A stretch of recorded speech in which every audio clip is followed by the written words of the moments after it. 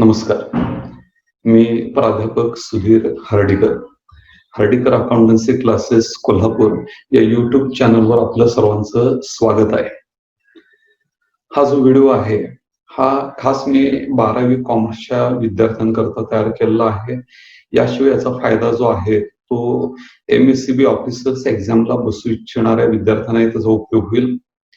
मागच्या भागामध्ये मी 12वीशी संबंधित एका टॉपिकचा व्हिडिओ केलेला होता, पार्टनरशिप फायनल अकाउंट. आज आपण जो भाग शिकणार आहोत तो accounts of not for profit concern. टॉपिकचं नाव आहे accounts of not for profit concern. हा क्वेश्चन नंबर 6ला आपल्याला पेपरमध्ये दिसतो आणि त्याच्याकरता पेपरमध्ये मार्क आहेत, गुण आहेत ते 12. कंपल्सरी टॉपिक आहे, हा आपण अवॉइड करू शकत नाही. याचा अभ्यास अतिशय करणं गरजेचं असतं. बऱ्याच लोकांना हा टॉपिक खूप अवघड जातो, पण आपण जर मुद्दे योग्य जागी जरी लिहिले तरी मी म्हणतो त्या पद्धतीनं किमान एक 7 ते 8 मार्क आपल्याला सहज पडतात, भले तो प्रॉब्लेम टॅली नाही झाला तरी. आता नॉट फॉर प्रॉफिट कन्सर्न याची माहिती शिकण्यापूर्वी मी आपल्याला विनंती करतो की हा व्हिडिओ आपण शेवटपर्यंत निश्चित पहा. आपण माझ्या चॅनलला जर अजून सबस्क्राईब केलं नसेल तर सबस्क्राईब करा, हा व्हिडिओ मित्रांसोबत शेअर करा आणि या व्हिडिओच्या शेजारी बेल आयकॉन आहे ते क्लिक करा की जेणेकरून आपल्याला माझ्या नवीन नवीन व्हिडिओची माहिती सहजपणे उपलब्ध होऊ शकेल. तर विद्यार्थी मित्र, आज मी सुरुवात करतो accounts of not for profit concern. नफा न मिळवणाऱ्या संस्थांचे हिशोब. नफा न मिळवणाऱ्या संस्था हा शब्द लक्षात ठेवा. या टॉपिक मध्ये नफा मिळवणं हा उद्देश असत नाही. आता समाज जेव्हा आम्ही विचारात घेतो, समाजामध्ये 2 पद्धतीच्या संस्था दिसतात.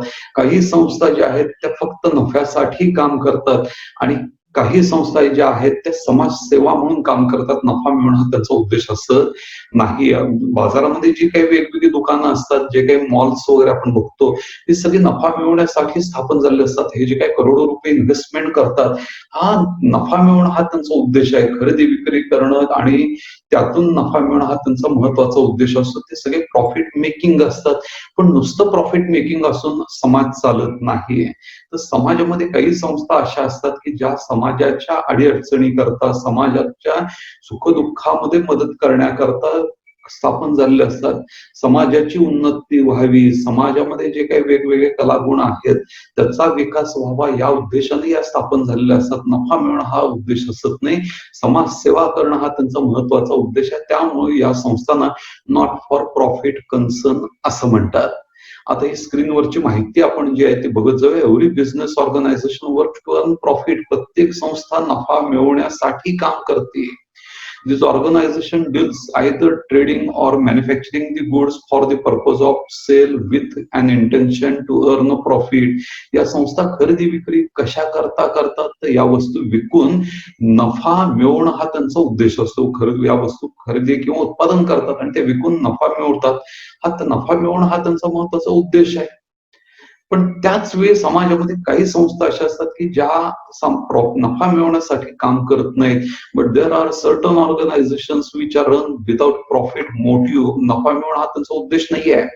Which includes various clubs, charitable hospital, धर्मादाय दवाखाने मी म्हणतो, स्कूल, शाळा असतात, रिलिजियस इन्स्टिट्यूशन, धार्मिक संस्था असतात, युनिव्हर्सिटी, विद्यापीठ वगैरे असतात, कॉलेज असतात, महाविद्यालय वगैरे जे असतात, त्यांचा समावेश होतो. नॉट फॉर प्रॉफिट कन्सर्न असं म्हणतात. The main aim of aim म्हणजे हेतू of this organisation is to render some services to society. समाजाला काही सेवा पुरवणं हा त्यांचा उद्देश असतो. Not to make any financial gain. आर्थिक फायदा करणं हा त्यांचा उद्देश असत नाही. Such all organisations are called not for profit concern. त्याला नॉट फॉर प्रॉफिट कन्सर्न असं म्हणतात. These organizations do not undertake trading activities. त्या संस्था खरेदी विक्री असं काही करत नाही. खरेदी विक्री हा त्यांचा भाग असत नाही. They prepares at the end of year following financial statement. आता हे खरेदी विक्रीच करत नाहीत म्हटल्यावर trading profit and loss account करणं त्यांना आवश्यक नसतं. आता त्याच्याऐवजी त्यात काय तयार करतात तर त्या तयार करतात receipt and payment account, income and expenditure account आणि बॅलन्स शीट. काय काय तयार करतात? Receipt and payment account, income and expenditure account आणि बॅलन्स शीट. प्रॉब्लेम मध्ये आपल्याला रिसीट अँड पेमेंट अकाउंट दिलेलं असतं. त्याच्यावरनं आपल्याला काय काय तयार करायला लागतं, ते इन्कम अँड एक्सपेंडिचर अकाउंट करायला लागतं आणि बॅलन्स शीट करायला लागते. 12 मार्कासाठीचा हा भाग आहे. पण हा टॉपिक संपेतो पण लक्षात ठेवा की नफा मिळवणं हा यांचा उद्देश असत नाही. त्यामुळे trading profit and loss account, net profit, net loss असे शब्द या टॉपिकमध्ये तुम्हाला कधीही दिसणं शक्य नाही. आता लक्षात आली का माहिती मी दिली बघा. समाजामध्ये दोन पद्धतीच्या संस्था असतात. काही संस्थांचा उद्देश हा नफा मिळवणं असतो आणि काही संस्था या नफा मिळवण्याच्या उद्देशाने स्थापन झालेल्या असत नाहीत. ज्यांचा उद्देश समाजाची सेवा करणं हा असतो. उदाहरणार्थ सरकारी दवाखाने असतात. कोल्हापूर शहराचा विचार केला तर CPR हॉस्पिटल म्हणून एक प्रसिद्ध हॉस्पिटल आहे. सावित्रीबाई फुले हॉस्पिटल म्हणून आहे. हे सगळे समाजासाठी स्थापन झालेले आहेत. याशिवाय वेगवेगळ्या शाळा असतात. महानगरपालिकेच्या शाळा देखील आपण बघतो. काही वेळा जिल्हा परिषद शाळा चालवते. या सगळ्या नॉट फॉर प्रॉफिट कन्सर्न आहेत. त्याच्यानंतर कोल्हापूर स्पोर्ट्स असोसिएशन आहे. कोल्हापूर मेडिकल असोसिएशन आहेत, जे नफा मिळवण्यासाठी काम करत नाहीत. हे समाजाची सेवा करणं किंबहुना आपले सदस्य जे आहेत त्यांचं हित जोपासण्याकरता या स्थापन झालेले असतात. नफा मिळवणं हा यांचा उद्देश नव्हे. या संस्था वर्षाखेरी काय तयार करतात हे स्क्रीनवर तुम्हाला दिसतंय. Receipt and payment account, income and expenditure account आणि बॅलन्स शीट. मित्र, याचे काही वैशिष्ट्य या संस्थांची मी तुम्हाला सांगतो, जी स्क्रीनवर दिसत आहेत. फीचर्स मराठीमध्ये वैशिष्ट्य म्हणतात. नफा न मिळवणाऱ्या संस्थांची वैशिष्ट्ये काय असतात? तर these organisations are formed exclusively for the purpose of rendering service to the society. Society म्हणजे समाज. समाजाला सेवा पुरवण्यात हा त्यांचा महत्वाचा उद्देश असतो. And not to make any financial gain. नफा मिळवणं हा त्यांचा उद्देश असत नाही. पहिलं वैशिष्ट्य काय, तर समाजाची सेवा करण्याकरता ते स्थापन झालेले असतात. The main source of income to these organization are donation. म्हणजे खरेदी विक्री करत नाही, त्यामुळे विक्रीतून उत्पन्न मिळायचं त्यांना काही संधी असतच नाही. मग त्यांना उत्पन्न कशातनं मिळतं? डोनेशन, देणगी, मेंबरशिप फी, सभासद फी आम्ही जे मराठीमध्ये म्हणतो, ऍडमिशन फी, प्रवेश फी आणि सबस्क्रिप्शन दरवर्षी जे आपण वार्षिक वर्गणी घेतो, यातनं त्यांना पैसे मिळतात. पैसे कशातून मिळतात? तर डोनेशन, देणगी. वेगवेगळे लोक त्यांना डोनेशन देतात. मेंबरशिप फी, मेंबर्स दरवर्षी फी देतात. ऍडमिशन फी असते, प्रवेश घेताना काही फी द्यायला लागते. सबस्क्रिप्शन, वार्षिक वर्गणी द्यायला लागते. या वेगवेगळ्या मार्गाने यांना उत्पन्न हे मिळत असतं. These organizations are managed by group of people elected by the members of organization. जे काही त्या संस्थेचे सभासद असतील, 100 असतील, 1000 असतील, 10,000 असतील, तर त्यातनं काही महत्वाचे लोक जे आहेत ते त्यांची निवड तिथं केली जाते, की त्यांना आपण संचालक मंडळ असं म्हणायला हरकत नाही. ही माणसं संस्था व्यवस्थित चालवण्याकरता काम करतात. कारण सर्व सभासदांना संस्थेच्या कामकाजात भाग घेणं तसं शक्य असत नाही. काही लोक हे संचालक म्हणून त्यातनं निवडतात आणि जी ही संस्था पुढं व्यवस्थित चालवण्याचं काम करतात. आता हे जे काही आम्ही सभासद संचालक निवडलेले असतात त्यांना काय म्हणतात, तर त्यांना मॅनेजिंग कमिटी म्हणतात. मॅनेजिंग कमिटी असा त्याला शब्द व्यवहारामध्ये वापरतात. This organization prepares receipt and payment account, income and expenditure account instead of trading profit and loss account. मी तुम्हाला मगाशी सांगितलं त्याप्रमाणे की या संस्था नफा मिळवण्याच्या उद्देशाने स्थापन होत नाहीत. त्यामुळे इतरांसारखे ते trading account, profit and loss account, व्यापारी खातं, नफा तोटा खातं तयार करत नाहीत. त्याच्याऐवजी ते त्या काय तयार करतात, तर receipt and payment account, income and expenditure account हे इथं स्क्रीनवर दिसतंय बघा. ही दोन महत्वाची खाती ते तयार करतात. This organisation does not deal in buying and selling of goods. आणि महत्वाचं म्हणजे या संस्था ज्या आहेत त्या कोणत्याही वस्तूंची खरेदी विक्री अजिबात करत नाहीत. ही त्यांची वैशिष्ट्य आहेत. आता या एक एक खात्याचा विचार आपण करूया. पहिलं खाते जे स्क्रीनवर दिसते आपल्याला, हे रिसीट अँड पेमेंट अकाउंट महत्वाचं खातं असतं. हे पेपरमध्ये त्यांनी आपल्याला दिलेलं असतं. Receipt and payment account, it starts with opening balance of cash in hand, cash at bank और बँक ओव्हरड्राफ्ट. हे खात्याचं वैशिष्ट्य असं असतं की सुरुवातीचा जो काही बँकेतला बॅलन्स आहे, कॅश इन हँड आणि बँक ओव्हरड्राफ्टचा जो ओपनिंग बॅलन्स आहे, हे तीन मुद्दे या खात्याच्या डेबिटला दाखवतात. Cash in hand, cash at bank असेल ते अकाउंटच्या डेबिटला दाखवतात आणि बँक ओव्हरड्राफ्ट जर सुरुवातीला ओपनिंग बॅलन्स असेल तर तो क्रेडिटला दाखवतात. कॅश आणि इन हँड आणि कॅश ॲट बँक डेबिटला आणि बँक ओव्हरड्राफ्ट हा क्रेडिटला दाखवतात. थोडक्यात ची सुरुवात जी आहे ती ओपनिंग बॅलन्स नव्हती. All receipts are debited to this account. आलेले सगळे पैसे जे आहेत ते या खात्याच्या डेबिटला दाखवतात. It credited with all payments. आम्ही जे पैसे दिलेले असतात हे या खात्याच्या क्रेडिटला दाखवतात. आलेले पैसे डेबिटला आणि दिलेले पैसे हे क्रेडिटला दाखवतात. पुढं मी असं लिहिलं की it records all receipts and payments whether they relates to previous current or next year. भले हे पैसे मग मागच्या वर्षीचे असून देत, चालू वर्षीचे असून देत किंवा पुढील वर्षीचे असून देत, तर ते या खात्यावर दाखवतात. थोडक्यात आलेले सर्व आणि गेलेले सर्व पैसे या खात्यावर इथं दाखवतात.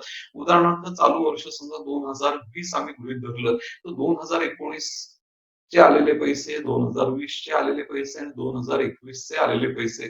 त्याच पद्धतीनं 2019, 2020 आणि 2021 अशा तीनही वर्षाकरता दिलेले पैसे या खात्यावर दाखवतात. मग भले 10 वर्षापूर्वीचे पैसे मला आता मिळाले तरी या खात्यावर दाखवणं गरजेचं आहे. आता या खात्याच्या शेवटी काय दाखवतात तर जसा सुरुवातीला ओपनिंग बॅलन्स दाखवतात त्याच पद्धतीनं इथं खात्याच्या शेवटी हा क्लोजिंग बॅलन्स दाखवतात. Cash in hand, cash at bank आणि बँक ओव्हरड्राफ्टचा बॅलन्स दाखवतात. आता सुरुवातीचा कॅश इन हँड आणि कॅश ॲट बँकचा बॅलन्स हा डेबिटला दाखवतात, तर शेवटचा बॅलन्स जो आहे हा क्रेडिटला दाखवतात. कॅश इन हँड आणि कॅश ॲट बँकचा क्लोजिंग बॅलन्स हा क्रेडिटला दाखवतात शेवटी.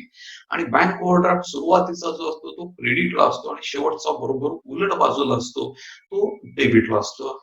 आता याच्या बाबतीत एक नियम लक्षात ठेवा की हे रिअल अकाउंट आहे. It is a real account. तुम्हाला कोणी विचारलं की हे रिसिट अँड पेमेंट अकाउंट कुठल्या प्रकारामध्ये येतं, हे रिअल अकाउंट आहे. It is similar to cashbook. आपण 11वीला हे कॅशबुक म्हणून प्रकार शिकलेलो असतो, सिम्पल कॅशबुक वगैरे. तर त्या सारखंच हे दिसतं. Credit transaction have no place in this account. उधारीचे व्यवहार याच्यामध्ये अजिबात दाखवता येत नाहीत. थोडक्यात नियम अगदी साधा आहे. पैसे आले तर या खात्याच्या डेबिटला आणि पैसे दिले तर या खात्याच्या क्रेडिटला दाखवतात. नियम लक्षात आला का? Debit what comes in, credit what goes out. पैसे आले तर डेबिटला, पैसे गेले तर क्रेडिटला दाखवतात. या खात्याला रिसिट अँड पेमेंट अकाउंट असं म्हणतात. पण महत्वाचं लक्षात ठेवा हे रिअल अकाउंट आहे आणि कशासारखं दिसतं? कॅशबुक सारखं दिसतं. आता दुसऱ्या खात्याचा विचार आपण करूया. दुसरं खातं जे आहे या संस्था करतात, income and expenditure account. It is debited with expenses and losses. जे काही खर्च आहेत, जे काही लॉसेस आहेत, हे सगळे या खात्याचे डेबिटला दाखवतात. And it is credited with income and gains. उत्पन्न वगैरे जे आहेत, फायदे जे आहेत ते क्रेडिटला दाखवतात. It records those incomes, expenses and losses which relate to current accounting year. फक्त चालू वर्षीचेच खर्च आणि उत्पन्न याच्यावर दाखवतात. उदाहरणार्थ 2020 चा आम्ही विचार करत असतो तर 2020 चे उत्पन्न आणि खर्च या खात्यावर दाखवतात. मागच्या आणि पुढच्या वर्षीचे खर्च उत्पन्न याच्यावर अजिबात दाखवायचे नाहीत. It records non cash items such as a depreciation, RDD. जे काही वेगवेगळे ऍडजस्टमेंट असतात, डेप्रिसिएशन असेल, आरडीडी असेल, अशा ऍडजस्टमेंट या खात्यावर दाखवतात. It's a balance at the and which represents either surplus. समजा तुम्हाला नफा झाला, उत्पन्न जास्त आणि खर्च कमी अशी परिस्थिती जर झाली तर त्याला या टॉपिक मध्ये नेट प्रॉफिट म्हणत नाही. त्याला शब्द जो आहे तो सरप्लस वापरतात. आपण त्याला एरवी नेट प्रॉफिट म्हणतो, त्याला या टॉपिक मध्ये काय शब्द आहेत तर surplus. Excess income over expenditure म्हणजे उत्पन्न जास्त खर्च कमी. आणि याच्या उलट परिस्थिती ऑर डिफिसिट, तोटा, नेट लॉस म्हणायचं नाही, डिफिसिट म्हणायचं. एक्सेस एक्सपेंडिचर ओव्हर इन्कम, खर्च जास्त उत्पन्न कमी. लक्षात आलं? नफा झाला तर सरप्लस आणि तोटा झाला तर डिफिसिट असं म्हणतात. It is a nominal account. कशा पद्धतीचं अकाउंट असतं? तो नॉमिनल अकाउंट. वरचं अकाउंट जे रिसिट अँड पेमेंट अकाउंट आहे हे रिअल अकाउंट होतं, पण इन्कम अँड एक्सपेंडिचर अकाउंट कशा पद्धतीचं आहे तर नॉमिनल अकाउंट आहे. आणि हे कशासारखं दिसतं ते it is just like profit and loss account. वरचं अकाउंट जे आहे रिसिट अँड पेमेंट अकाउंट हे कॅशबुक सारखं दिसतं, पण इन्कम अँड एक्सपेंडिचर अकाउंट हे प्रॉफिट अँड लॉस अकाउंट सारखं दिसतं. पण महत्वाचा मुद्दा लक्षात ठेवा की या अकाउंट मध्ये, इन्कम अँड एक्सपेंडिचर मध्ये फक्त चालू वर्षीचेच खर्च आणि उत्पन्न विचारात घेतात. फक्त चालू वर्षीचेच हा शब्द अतिशय महत्वाचा आणि याच्यावर येणारा जो काही डिफरन्स आहे, समजा डेबिटला डिफरन्स आला तर त्याला नेट प्रॉफिट म्हणत नाही, त्याला सरप्लस म्हणतात आणि क्रेडिटला डिफरन्स पाडला तर त्याला नेट लॉस म्हणत नाही, डिफिसिट असं म्हणतात, जो नंतर कॅपिटल फंड मध्ये ऍड किंवा लेस करायचा असतो. आता यानंतर काही महत्वाचे शब्द या टॉपिक मध्ये आपल्याला दिसतील. त्याच्यामध्ये एक शब्द असा दिसतो, कॅपिटल एक्सपेंडिचर, भांडवली खर्च. An expenditure made for purchases of asset is a capital expenditure. एखादी मालमत्ता खरेदी करण्याकरता जर आम्ही काही रक्कम दिली असेल तर त्याला कॅपिटल एक्सपेंडिचर असं म्हणतात. थोडक्यात मालमत्ता खरेदीसाठीचा हा खर्च आहे. All such items of capital expenditure are recorded on payment side of receipt and payment account. हा मुद्दा कुठे दिसतो तर रिसीट अँड पेमेंट अकाउंट जे आहे त्याच्या पेमेंट बाजूला दिसतात, कारण पैसे आमच्याकडनं गेलेले असतात. हे पेमेंटला हा पहिल्यांदा दाखवतात. आणि दुसरा इफेक्ट काय करतात, it is added to particular asset in the balance sheet. समजा फर्निचर खरेदी केलं तर फर्निचर मध्ये ऍड करा, इक्विपमेंट्स खरेदी केले तर इक्विपमेंट्स मध्ये ऍड करा. थोडक्यात हा मुद्दा कुठं कुठं दिसतो तर पेमेंट बाजूला दिसतो रिसीट अँड पेमेंट अकाउंटच्या, आणि संबंधित बॅलन्स शीट मध्ये संबंधित ऍसेट मध्ये ऍड करतात. The nature of such expenditure, आता याचं स्वरूप कसं असतं तर इज नॉन रिकरिंग. हा खर्च पुन्हा पुन्हा करावा लागत नाही. The benefit of expenditure is available for long period and amount spent is generally large. याचं एक वैशिष्ट्य असं आहे की हा खर्च पुन्हा पुन्हा करायला लागत नाही. त्याचा फायदा आपल्याला दीर्घ कालावधीसाठी होतो आणि ह्याची रक्कम जी असते ती जास्त असते. त्याला कॅपिटल एक्सपेंडिचर म्हणतात. उदाहरणार्थ समजा आम्ही इमारत घेतली, इमारत खरेदीचा खर्च हा जास्त असतो आणि त्याचा फायदा आपल्याला दीर्घ काळ होतो. म्हणजे 10 वर्ष 15 वर्ष आम्ही बिल्डिंग सहज वापरू शकतो, इमारत वापरू शकतो. थोडक्यात हा कॅपिटल एक्सपेंडिचरची रक्कम ही नेहमी जास्त असते आणि त्याचा आपल्याला दीर्घकालीन फायदा असतो. कुठं कुठं आपण लक्षात आलं का, रिसीट अँड पेमेंट अकाउंटच्या पेमेंट बाजूला आणि ऍड इन ऍसेट. आता याच्या उलट शब्द तिथं स्क्रीनवर दिसतो, रेव्हेन्यू एक्सपेंडिचर, महसुली खर्च. Any expenditure incurred for day to day working of business is called revenue expenditure. दैनंदिन खर्च जे आम्ही देतो त्याला रेव्हेन्यू एक्सपेंडिचर म्हणतात. कुठले कुठले तर फॉर एक्झाम्पल सॅलरीज, रेंट, दिलेलं भाडं, दर महिन्याला भाडं द्यायला लागतं, rent, electricity bill, light bill जास्त ते, स्टेशनरी पुन्हा पुन्हा खर्च करायला लागतात. All such items of revenue expenditure are recorded on payment side of receipt and payment account. पैसे गेलेले असतात त्यामुळे रिसीट अँड पेमेंट अकाउंटच्या पेमेंट बाजूला ते दाखवायला लागतात. आणि दुसरा इफेक्ट काय करतात, on debit side of income and expenditure account. Income and expenditure account जे आम्ही तयार करतो त्याचे डेबिट बाजूला एक्सपेंडिचर बाजूला हे दाखवायला लागतात. The amount spend is relatively small. हा खर्च ची रक्कम जी आहे ती कमी असते. And the benefit of such expenditure is available for short period, maximum 1 year. याचा फायदा अल्पकालीन असतो, जास्तीत जास्त 1 वर्ष, 1 वर्षापेक्षा जास्त याचा तुम्हाला फायदा होऊ शकत नाही. The expenditure is of recurring nature. हे खर्च पुन्हा पुन्हा करायला लागतात. बरोबर वरच्या मुद्द्याची उलट मुद्दा आहे. कॅपिटल एक्सपेंडिचर हे नॉन रिकरिंग असतात, पुन्हा पुन्हा करायला लागत नाहीत. रेव्हेन्यू एक्सपेंडिचर हे रिकरिंग असतात, पुन्हा पुन्हा करायला लागतात. कॅपिटल एक्सपेंडिचर जे आहे त्याचा फायदा दीर्घ कालावधीसाठी असतो, लॉंगर पिरियड. याचा फायदा जो आहे तो शॉर्ट पिरियड साठी असतो, कमी कालावधीसाठी असतो. त्याच्यानंतर कॅपिटल एक्सपेंडिचरची रक्कम ही जास्त असते आणि रेव्हेन्यू एक्सपेंडिचरची रक्कम जी आहे ती स्मॉल असते. आता साधं उदाहरण सांगतो की जेणेकरून तुम्हाला कन्सेप्ट पूर्ण क्लिअर होईल. समजा आम्ही मोबाईल घेतला तर मोबाईलची किंमत असते 15 ते 20 हजार. हा झाला कॅपिटल एक्सपेंडिचर. मोबाईल आम्ही 2-4 वर्षातून एकदा घेतो, हा कॅपिटल एक्सपेंडिचर झाला. पण ज्याचं रिचार्ज आम्हाला दर 1 महिन्याला, दर 2 महिन्याला, 3 महिन्याला करायला लागतं. म्हणजे हे रिचार्ज आपल्याला वारंवार करायला लागतं. हे रिचार्ज साधारणतः 400 ते 500 रुपयापर्यंत असतं. याला आम्ही रेव्हेन्यू एक्सपेंडिचर असं म्हणतो. थोडक्यात मोबाईल हा कॅपिटल एक्सपेंडिचर झाला, तर केलेलं रिचार्ज जे आहे ते रेव्हेन्यू एक्सपेंडिचर झालं. मोबाईलचा खर्च जास्त, फायदा दीर्घकालीन, रिचार्जचा खर्च कमी आणि फायदा अल्पकालीन असतो. आता माझ्या मते आपल्याला रेव्हेन्यू एक्सपेंडिचर आणि कॅपिटल एक्सपेंडिचर ही कन्सेप्ट क्लिअर झालेली असावी.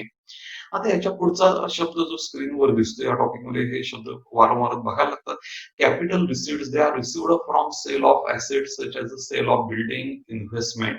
समजा आम्ही एखादी मालमत्ता जर विकली, त्यातनं जे पैसे मिळाले त्याला आम्ही कॅपिटल रिसीट्स असं म्हणतात. आता ही रक्कम आपल्याकडे आलेली असते रोख स्वरूपात. They are shown on receipt side of receipt and payment account. हे रिसिट अँड पेमेंट अकाउंटच्या रिसिट बाजूला दाखवतात, पैसे आलेले असतात रिसिट बाजूला दाखवतात. And they deduct from such asset in the balance sheet. आणि संबंधित मालमत्तेतून ते वजा करायला लागतात. उदाहरणार्थ फर्निचर विकलं, फर्निचर मधनं वजा करा. इक्विपमेंट विकले, इक्विपमेंट मधनं वजा करा.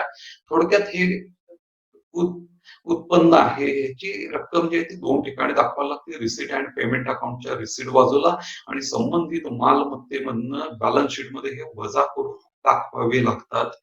थोडक्यात मालमत्ता विकून आलेले पैसे जे असतात त्याला भांडवली उत्पन्न, इंग्रजीमध्ये कॅपिटल रिसिट्स असं म्हणतात. आता रेव्हेन्यू रिसिट्स बरोबर उलट मुद्दा असतो. आता रेव्हेन्यू रिसिट्स म्हणजे काय, तर revenue receipts are received during the course of business. व्यवसाय करत असताना वर्षभरात कुठून ना कुठून तरी आपल्याला हे पैसे आलेले असतात, त्याला आपण रेव्हेन्यू रिसिट्स असं म्हणतात. आता याची उदाहरणं सोपी आहेत. याच्यामध्ये इंटरेस्ट रिसिव्हड, डिव्हिडंड रिसिव्हड, व्याज मिळालं बँकेकडनं, एखाद्या कंपनीकडच्या शेअर्सवर आम्हाला डिव्हिडंड लाभांश मिळालं तर त्याला रेव्हेन्यू रिसिट्स म्हणतात. These are shown on receipt side of receipt and payment account. पैसे आलेले असतात त्यामध्ये रिसिट अँड पेमेंट अकाउंटच्या डेबिट बाजूला दाखवतात. आणि हे इन्कम आहे, इन्कम अँड एक्सपेंडिचर अकाउंट जे आम्ही म्हणतो त्याच्या इन्कम बाजूला म्हणजे क्रेडिटला दाखवतात. रिसिट अँड पेमेंट अकाउंटच्या रिसिट बाजूला आणि इन्कम अँड एक्सपेंडिचर अकाउंटच्या इन्कम बाजूला दाखवतात. त्याच्यानंतरचा शब्द जो स्क्रीनवर दिसतोय तो एंडॉमेंट फंड. काही वेळा तुम्हाला एका विशिष्ट कारणाकरता वेगवेगळ्या लोकांकडनं डोनेशन मिळतं. उदाहरणार्थ बिल्डिंग बांधण्याकरता डोनेशन मिळेल, कदाचित लायब्ररीमध्ये पुस्तकाकरता डोनेशन मिळेल, कदाचित स्पोर्ट्स इक्विपमेंट घेण्याकरता लोकांकडनं तुम्हाला डोनेशन मिळेल. जोपर्यंत तुम्ही ते पैसे त्या विशिष्ट कारणाकरता वापरत नाही तोपर्यंत तो एंडॉमेंट फंड म्हणून बॅलन्स शीट मध्ये लायबिलिटी बाजूला दाखवतात. तर ही माहिती बघा. It represents donation for specific purpose. विशिष्ट कारणाकरता आपल्याला डोनेशन मिळालं म्हणजे बिल्डिंग खरेदी करण्याकरता, पुस्तकं खरेदी करण्याकरता, इक्विपमेंट खरेदी करण्याकरता जर डोनेशन मिळालं तर त्याला एंडॉमेंट फंड म्हणायला हरकत नाही. It is a fund arising from gift. लोकांकडनं हे पैसे आपल्याला गिफ्ट म्हणून, डोनेशन म्हणून मिळालेले असतात. It is a capital receipt. हे भांडवली स्वरूपाचं उत्पन्न आहे. बिल्डिंग बांधण्याकरता मिळालं, त्यामुळे दैनंदिन कामकाजाकरता ते वापरता येत नाही. बिल्डिंग खर्च मिळालेलं डोनेशन बिल्डिंग करताच वापरा, पुस्तकाकरता मिळालेलं डोनेशन पुस्तक खरेदीसाठीच वापरा, हे बंधन असतं. It is a shown on liability side. हे पैसे कुठं दाखवतात लक्षात ठेवा. डोनेशन फॉर बिल्डिंग म्हणून जर मुद्दा प्रॉब्लेम मध्ये आला तर ही रक्कम जी आहे ती लायबिलिटी साइडला दाखवावी लागते. बॅलन्स शीट मध्ये देयता बाजू जी असते लायबिलिटी साइड तिथं आपल्याला दाखवायला लागते बॅलन्स शीट. आणि शेवटचा मुद्दा हा स्क्रीनवर जो दिसतोय तो लिगसीज. Legacies, a legal representatives gives it to the organization as per the will. Will म्हणजे मृत्यूपत्र म्हणतात मराठीमध्ये. ऑफ द डिसीज्ड, मयत व्यक्ती. एखादी मयत व्यक्ती असते, त्याच्या पुढे पाठीमागं कोण नाही, किंवा त्यानं इच्छा अशी व्यक्ती केली असते की आपल्यानंतर आपली थोडी रक्कम जी आहे ती या समाजासाठी उपयोगात यावी म्हणून त्यानं त्याच्या मृत्यूपत्रामध्ये अशी तरतूद केली असते की अमुक एक रक्कम या अमुक एका संस्थेला द्यावी. तर कायदेशीर वारसदार जे असतात त्यांच्यावर बंधन असते की मृत्यूपत्राद्वारे तेवढी रक्कम त्या संस्थेला कायद्यानं हे देणं तुमच्यावर बंधनकारक असतं. थोडक्यात हे मृत्यूपत्राद्वारे जे पैसे या संस्थेला मिळतात, जी व्यक्ती मयत झाली त्याच्या वारसदारांकडून मिळतात, त्याला लिगसीज असं म्हणतात. काय म्हणतात? लिगसीज. आता ही रक्कम काय करतात तर लक्षात ठेवा. It is added to capital fund. Capital fund मध्ये ही रक्कम ऍड करतात. ज्या संस्था नफा मिळवत नाहीत त्याला नॉट फॉर प्रॉफिट कन्सर्न म्हणतात. त्यांचा उद्देश जो आहे तो समाजाची सेवा करणं हा असतो. हा या संस्था नफा मिळवत नाहीत. आणि ह्या संस्थांचं एक महत्वाचं वैशिष्ट्य असते की या खरेदी विक्रीचं काम कधीही करत नाहीत.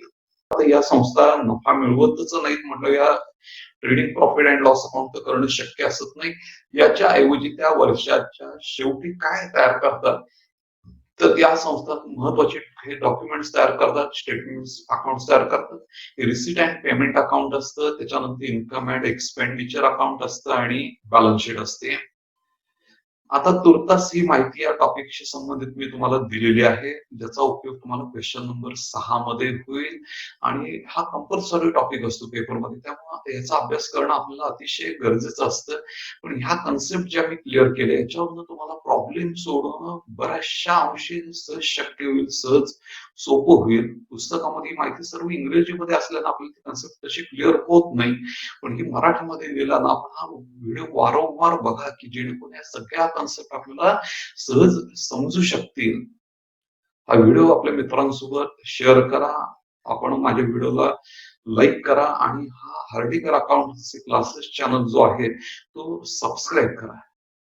आता 12वीशी संबंधित काही अन्य टॉपिक जे आहेत ते आपण पुढील भागांमध्ये पुन्हा विचारत घेऊया. पुन्हा भेटूया मित्र. धन्यवाद.